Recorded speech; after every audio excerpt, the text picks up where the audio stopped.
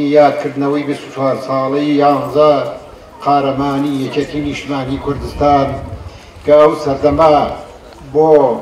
لابردنی دوومەڵی سەر چیاکانی کوردستان کە لەلایەن دوژمنانی میلەتەکەی ئێمەوە دانرابوو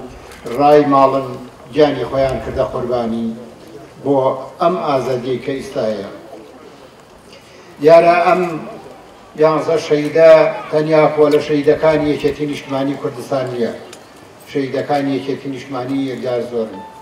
یەکێتی نیشتمانی کوردستان لە سەردەمێکە هاتە مەیدانی خەبات کە میلەتەکەمان تووشی شکستێکی گەورە بوو. هێزی پێشمەرگەی کوردستان نەمابوو. هیچ لایەنێکی سیاسی لەسەر ساحەی کوردستان نەمابوو. ئەو کاتە یەکێتی نیشتمانی کوردستان هاتە مەیدانی خەبات و چرای شۆڕشی هەڵگیرسان بەڕابەرایەتی یەکێتی نیشتمانی کوردستان و ڕابەری کۆچکردومان جەنابیمان پێدا. و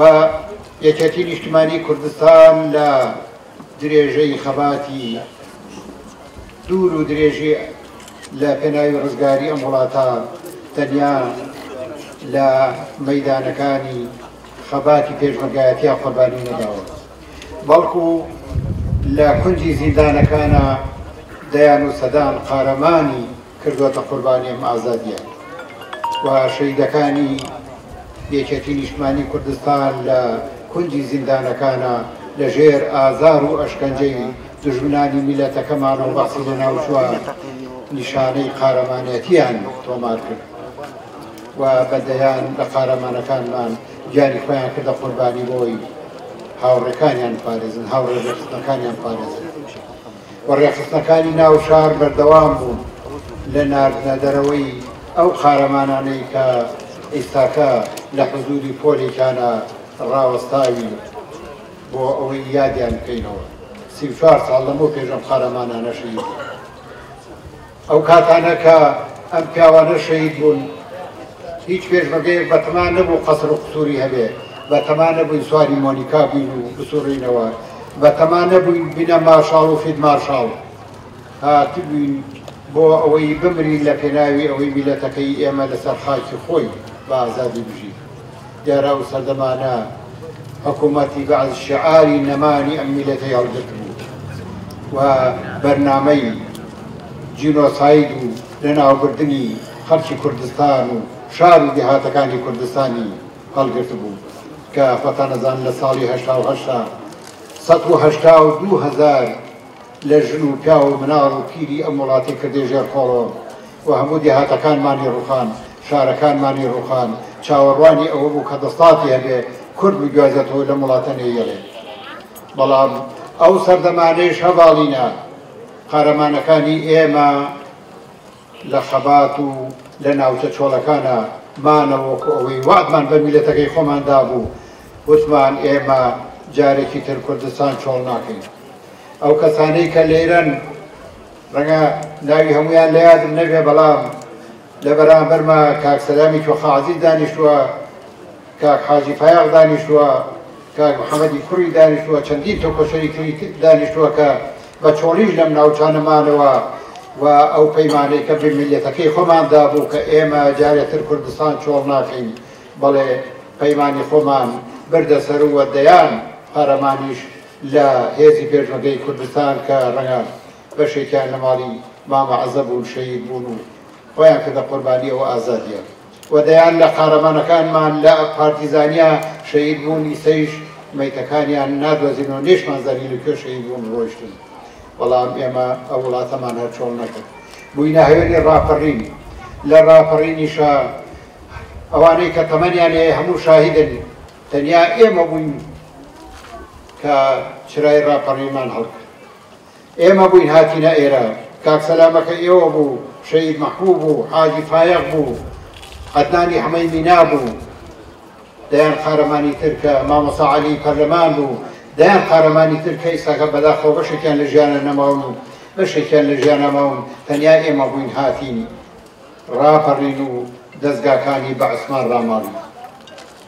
و بەردەوام بووین لە خەبات، بەداخەوە تووشی کۆسپۆتەگەری زۆر بووین، تووشی شەڕی ناوخۆ بووین، تووشی کارەساتی زۆر بووین، بەڵام یەکێتی نیشتمانی کوردستان لەبەر ئەوە بنشینەکەی لە ناو ژەماوەری خەڵکی کوردستانایە ڕەنگە زەعیف بێ بەڵام هەمیشە هەڵەسێتەوە ڕەنگە بۆ ماوە دابەزی بێت بەڵام هەمیشە بە زووی بەرز بووەتەوە هەمیشە بە زووی ئاسەنگەکانی تێپەڕانوە ڕەنگە لە دڵ و دەرونی هەمووتانە باسی ئەو وەزعی بکەن کە ئیستاکە لە ڕێزەکانی یەکێتی نیشتمانی کوردستانە هەیە خوشکان برایان ئێمە زۆر شتی وامان بەسەر هاتووە یەکێتی نیشتمانی کوردستان فێری وەزعانەیە هیچ نییە ئەوە چارەسەرە بێ و ئێمە وەکو تێکۆشەرەکانی سەرەتای شۆڕش کە کاک مستەفا چاوڕەش برای گەورەمان و فەرماندەمان لە سەرەتای شۆڕشەوە لە هەموومان زیاتر ئاگای لێیە زۆر تەنگ و چەڵەمەی وامان توش بۆ تێمان پەڕانوە و ئەو کێشەیەش کێشەیەکی عایلەیە ئێمە پشتیوانی لێ ئەو کێشانە ناکەین ئێمە پشتیوانی لە یەکێتی نیشتمانی کوردستانەکەین ئێمە درێژە بە ڕێبازی شەهیدەکانمانە دەین ئێمە هەتا ئەو کاتەی لە ژیانە مابین دەستی خێرە بین و ئیسەیش بەردەوام لە بینی ئەو دوو هەواڵەمانە دەستی خێرە بین بۆ ئەوەی بتوانین ئەو کێشانە چارەسەر بکەین و ڕەنگە زۆر کەس دێت زۆر بە دڵگرانی و ئەڵێ من ناچم بۆ دەنگدانم جارە لەبەر یەکێتی نیشتمانی کوردستان تووشی و تەنگژە بووە ئەواڵینە ئێمە مەسئولین لە وڵاتە بێ هەمومان بچین بۆ دەنگدان ئەبێ هەمومان بچین دەنگ بدەین بە کاندیدەکانی یەکێتی نیشتمانی کوردستان لەبەرەوە کاندیدەکانمان ئەگەر وەکو پێویست نەبن و نەچنە بەغدا و داوای داخوازەکانی میلەتەکەمان نەکەن و پشتیوانی لە داخوازی میلەتەکەمان نەکەن وردە وەزعمان خراپترە بێت بۆ ئەوەی بتوانین درێژە بە ڕێبازی شەهیدەکانمان بدەین بۆ ئەوەی بتوانین ڕۆحی ئەم پۆلە شەهیدە و هەموو شەهیدانی ڕێگای ڕزگاری میلەتەکەمان شاد بکەین ئەبێ بچنە بەر سنووخەکانی دەنگدان و دەنگ بدەین بۆ شەهیدەکان دەنگ بدەین بۆ خوێنی ئەو شەهیدانە ئێمە ئەو هەواڵانەی کە هەڵمان بژات بۆ ڕەنگە هەرێکیان لە ئاستی پێویستان نەبن بەڵام ئەوە معنای وانەیە تر ئێمە بڵێن وەڵا فڵان کەس لە ئاستی پێویستانیە نابێ دەنگی بدەینێ ئەبێ دەنگی بدەینێ بۆ ئەوەی ڕێبازی شەهیدەکانمان درێژە پێ بدەین من نامەوێت زۆر لەسەری بڕۆم من نامەوێت بچمە ناو کۆمەڵێشتەوە بەڵام ڕێبازی یەکێتی نیشتمانی کوردستان درێژەی هەیە یەکێتی نیشتمانی کوردستان بەس کە سوکاری شەهیدەکانی بمێنێ هەر زۆرە کە سوکاری زیندانیانی سیاسی بمێنێ هەر زۆرە کە سوکاری کەماندامانی سەنگەری بمێنێ هەر زۆرە کە سوکاری تێکۆشەرە دێرینەکانی بمێنێ هەر زۆرە ڕاستە هەمومان ڕەنگە گلەیمان هەبێ ئێوە گلەیتان هەیە لە حکوومەتەکە ئێمە گلەیمان هەیە لە حکوومەتەکە گلەیمان هەیە لە نەبوونی خزمەتگوزاری گلەیمان لە هەموو ئەوانە هەیە بەڵام ئەوە معنای وانییە یەکێتی نیشتمانی کوردستان مەسئولە لە هەمووی یەکێتی نیشتمانی کوردستان مەسئولە لە بەشێکی بەڵام بەشی تریش ڕەنگە هەبێ کە خەڵکی تر لێی مەسئولە هەموو حیزبە سیاسیەکان لێی مەسئولن ڕاستە ئێمە و پارتی دیموکراتی کوردستان خاوەنی دەسەڵاتین لە وڵاتە حکوومەتەکە زۆرینە ئێمەین هێزی پێشمەرگەی کوردستان زۆرینە ئێمەین بەڵام ئێمەیش ڕەنگە تووشی تەنگژە و تووشی ئەو کێشانە بووین کە کێشەی دارایی لە وڵاتە هەیە کێشەی نەبوونی هەیە